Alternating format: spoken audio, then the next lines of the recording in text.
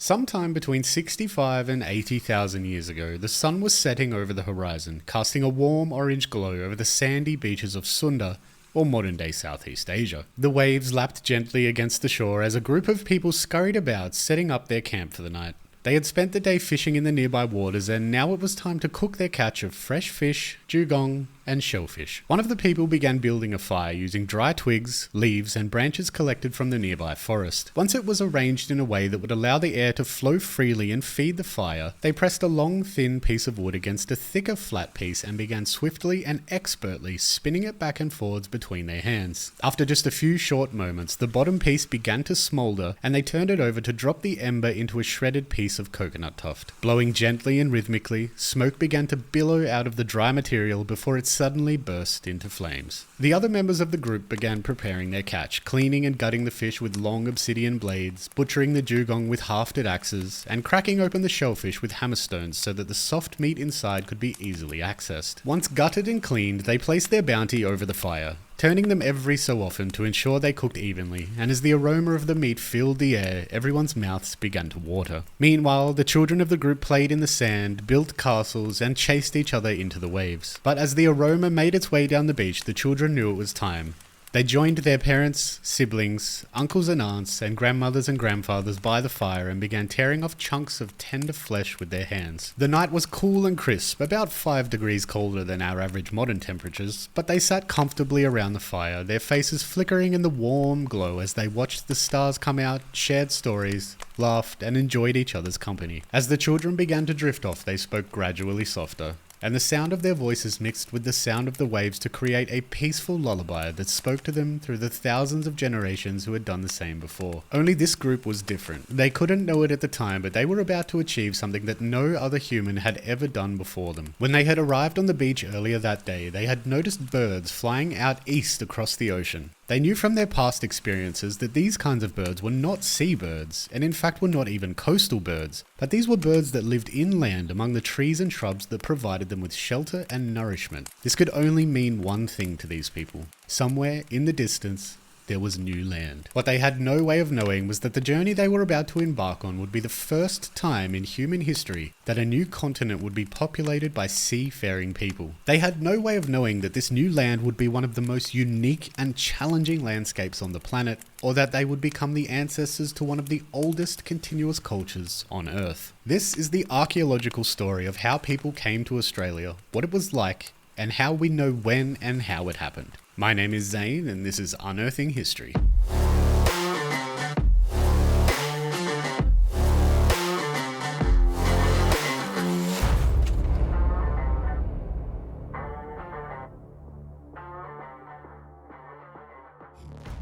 Before we begin, I'd like to point out that the introduction is a fictional recount of one possible scenario of how Australia was populated. We don't know for sure, and we probably will never have this level of detail about the ancient past, but I think it's important to understand that the people who made this journey were human, just like us, and I think that this is a great way to establish that connection.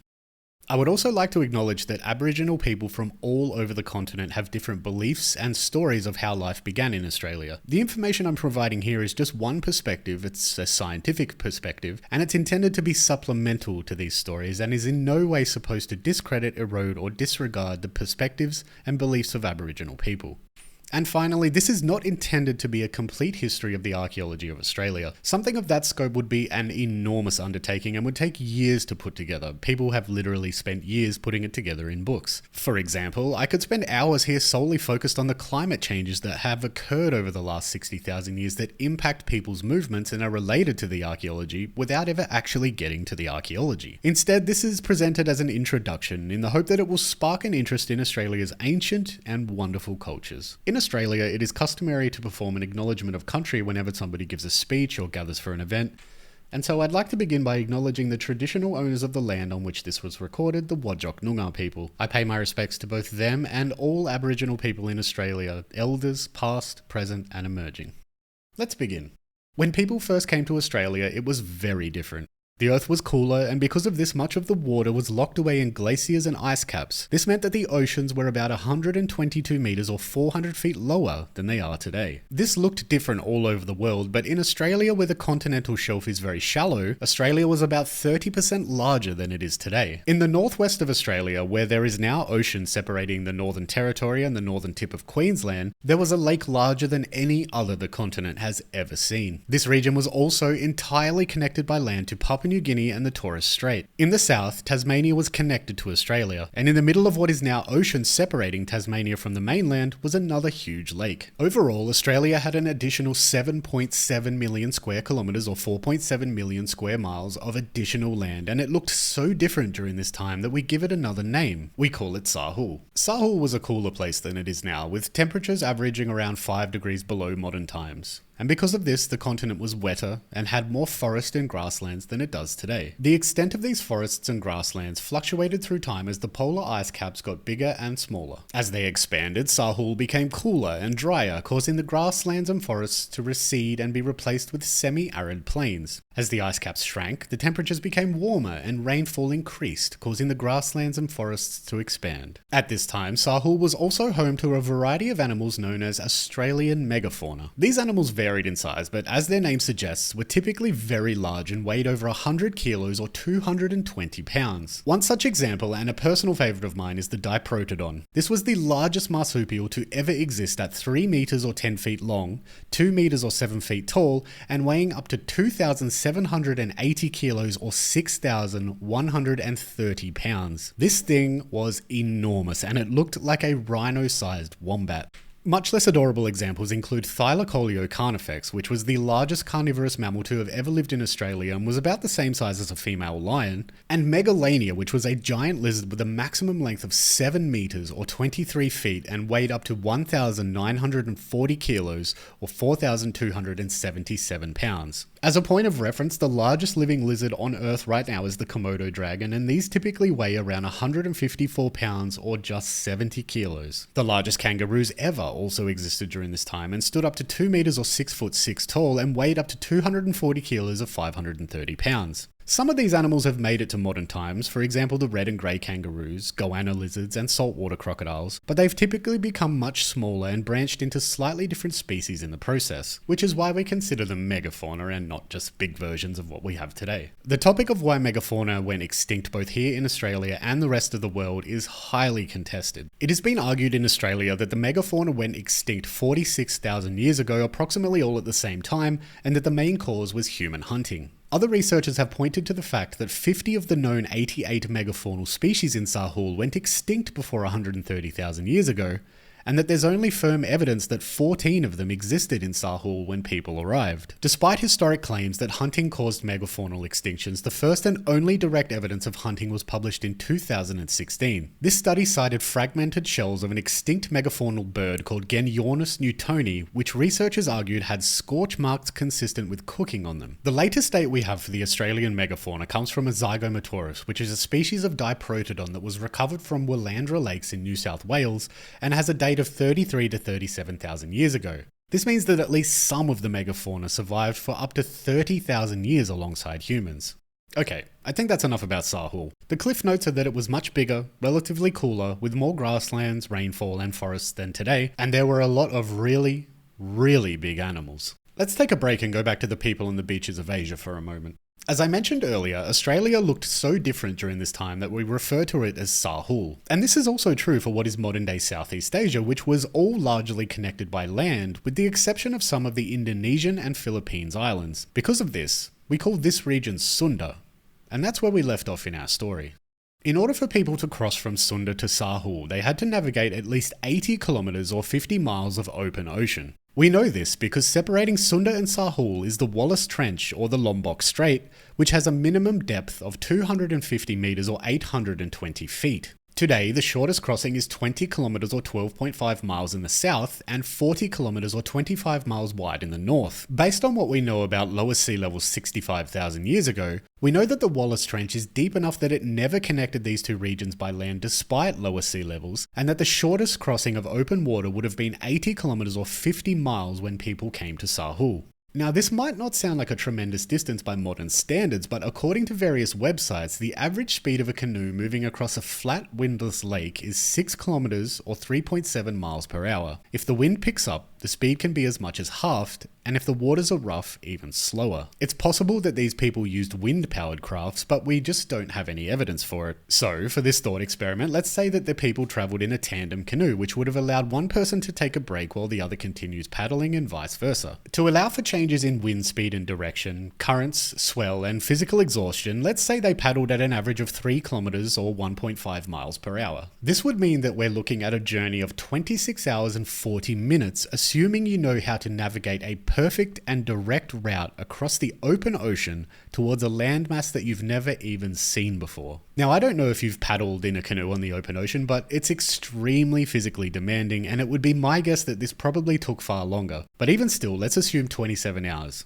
27 hours of non-stop paddling into the open ocean towards an unknown destination is an absolutely terrifying prospect. And yet that's exactly how people made it to Sahul, or some similar version, and we know this because we know what the climate was like at the time, including the sea levels, and we know that they did in fact make it here since, they're here. But how do we know when this happened? Why are we so sure that this happened 65,000 years ago? Well, this is a pretty easy question to answer, but there's one small problem. At the end of the Pleistocene, which is a geological epoch that started 2.5 million years ago and ended 11,700 years ago, the sea level rose about 120 meters. As I mentioned, in Australia, the continental shelf is quite shallow, and this led to the submerging of 30% of the land. What this means for us as archaeologists searching for the oldest sites to figure out when people first got here is that they're now underwater. Deep underwater. Well, kinda.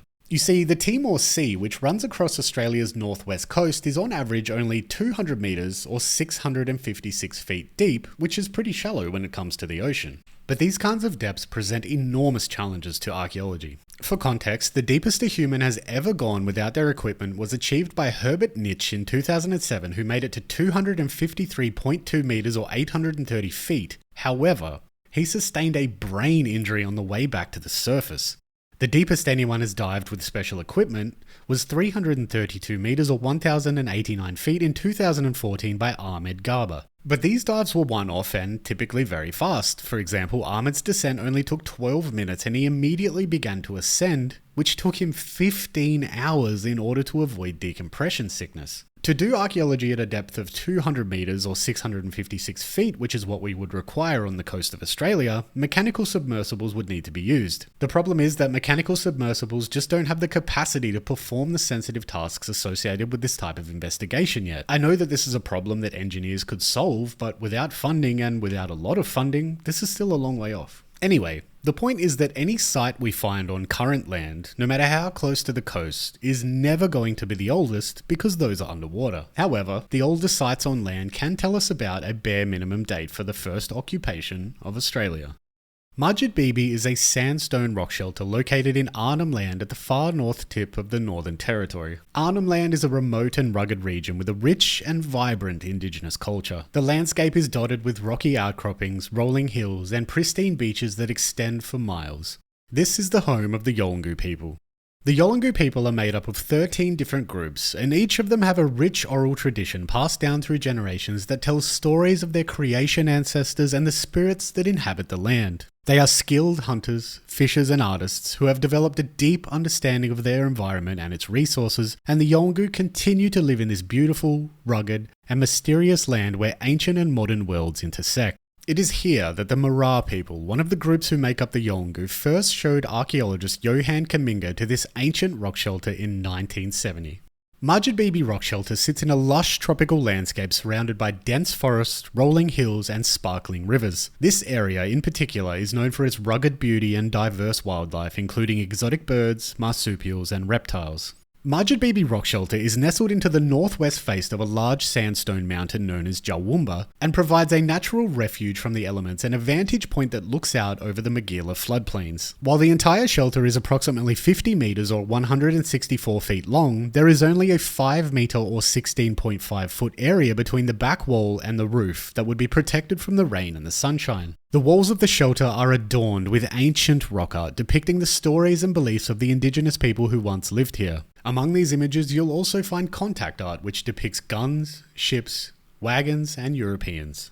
The Mara people first led archaeologists to Madjedbebe in the early 1970s as part of a survey of alligator rivers. One of the archaeologists working on the project, Johan Kaminga, saw that the rock shelter had a deep deposit and hundreds of rock art panels, which led him to believe that this could be a perfect site to excavate. 3 years later, Kaminga returned to Madjedbebe and conducted a small-scale test pit excavation to a depth of 2.5 meters or 8.2 feet below the surface along the back wall. Kaminga unearthed a shell midden in the top 60 centimeters or 23 inches, which for those unaware is essentially a thick and compact layer of shellfish remains from humans eating the meat inside and discarding the shells. Within the midden, Kaminga found human and faunal remains and numerous stone artifacts including points. The types of animal and shellfish remains found in this layer include marsupial, reptile, bird, crustacean and mollusk. Beneath the layer of shellfish, Kaminga uncovered a brownish yellow sandy deposit that contained mostly quartz artifacts. At the bottom of the trench, they recovered several grinding stones and a large mortar and corresponding cup-shaped ground rock. Unfortunately, only a single carbon-14 date was done during this excavation, and that date has been criticized heavily for being an extremely small sample and also being collected over a large area. For context, if we take charcoal from one point, then 5 centimeters lower we take another bit, then 5 centimeters lower we take another bit,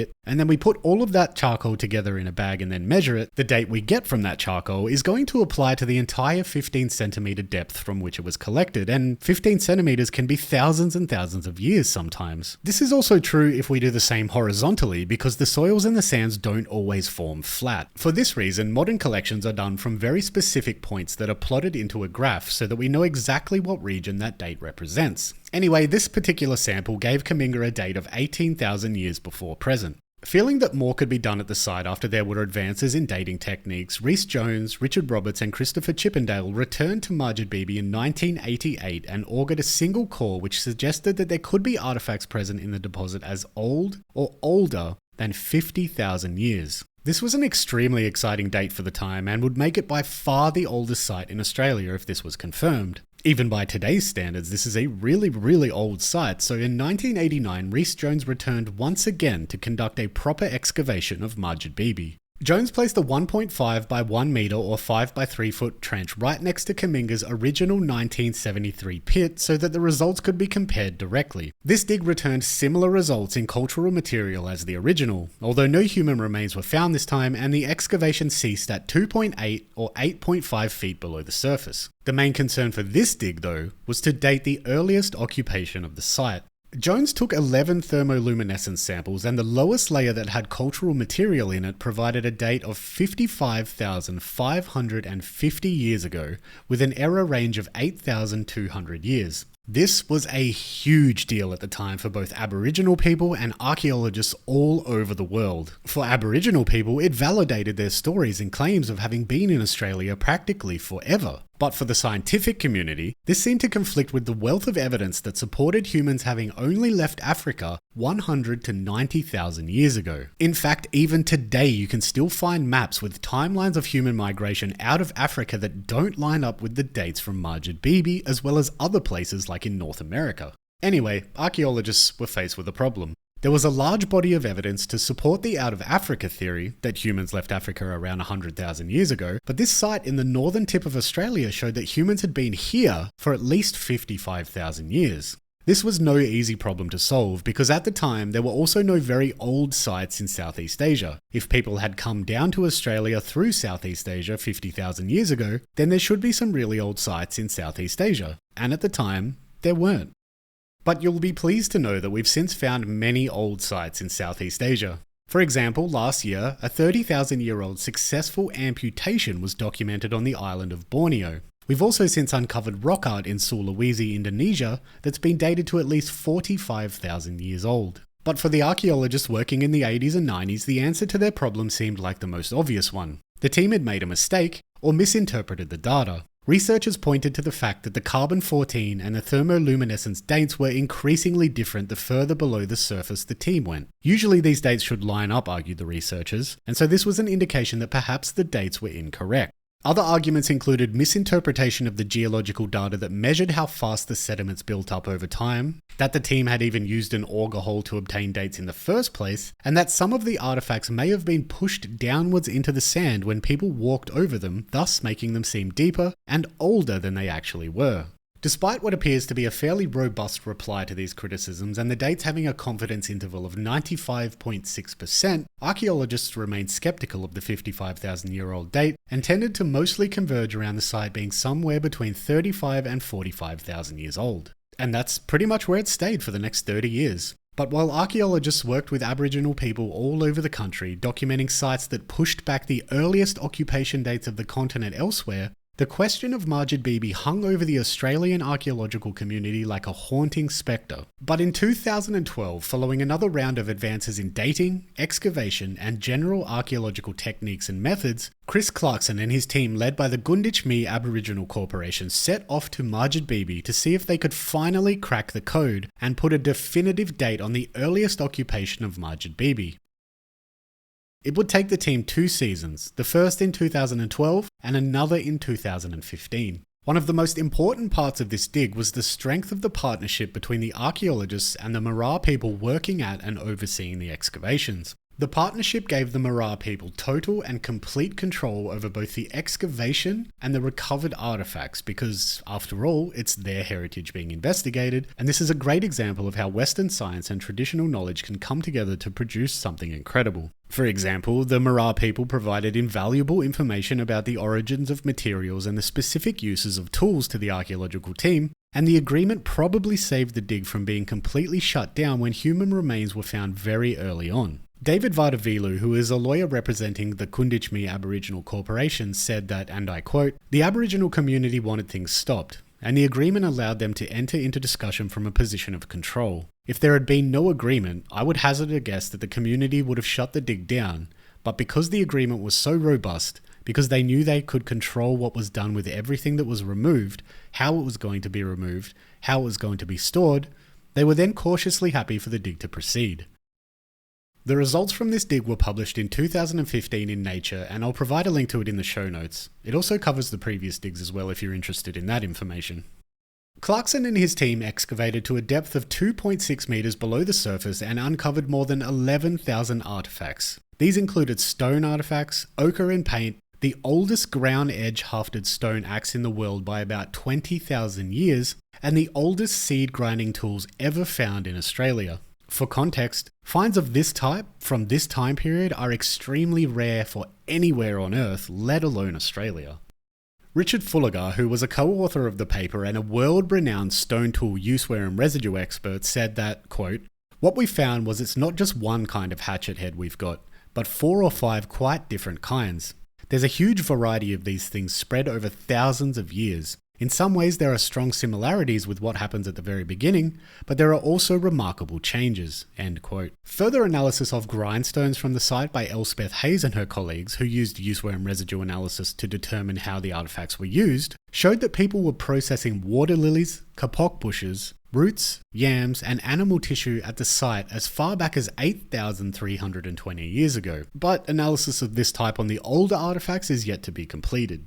Now, one of the biggest criticisms of the previous excavations was the question of integrity with regard to the sediments. Had the sand been mixed up over thousands of years, making the dates inaccurate? To try and address this issue, Clarkson and his team conducted what's called a Bayesian analysis. Bayesian analysis is a statistical test that answers research questions about the unknown based on probability formed using what is known. This is a test that is applied to pretty much every field, including social sciences, genetics, medicine, artificial intelligence, and more. It's reliable, it's been tested, and we know it works. This analysis argued that the sediments are indeed intact, that they haven't been mixed at all, and that the dates are reliable. Further evidence that the artifacts haven't moved and that the soil layers are reliable is that artifacts laying next to each other were able to be put back together or refitted. If one or more of the artifacts had moved around in the soils, this wouldn't be possible. Still, there have been criticisms of this study as well based on the lack of charcoal evidence, and Rachel Wood from the School of Earth Sciences at Australian National University argues that the lowest artifacts form the start boundary at 70.7 thousand years to 60,000 years ago. This means that we can't say exactly when people first used the shelter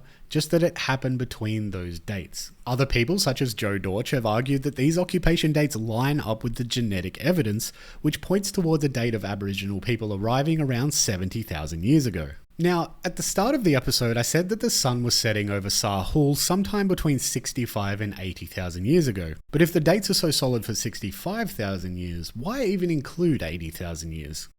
In the very deepest levels of the excavation, there are artifacts in a layer that has a date of 79,000 plus or minus 4,000.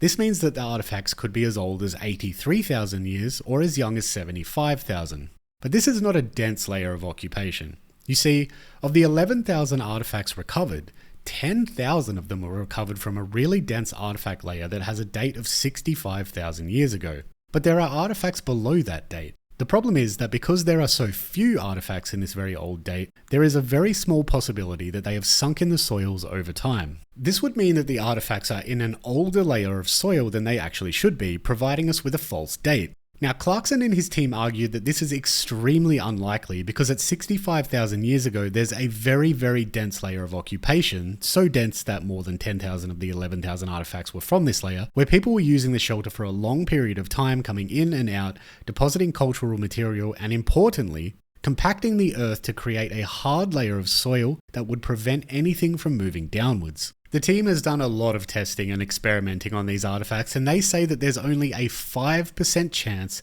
that these artifacts have moved downwards.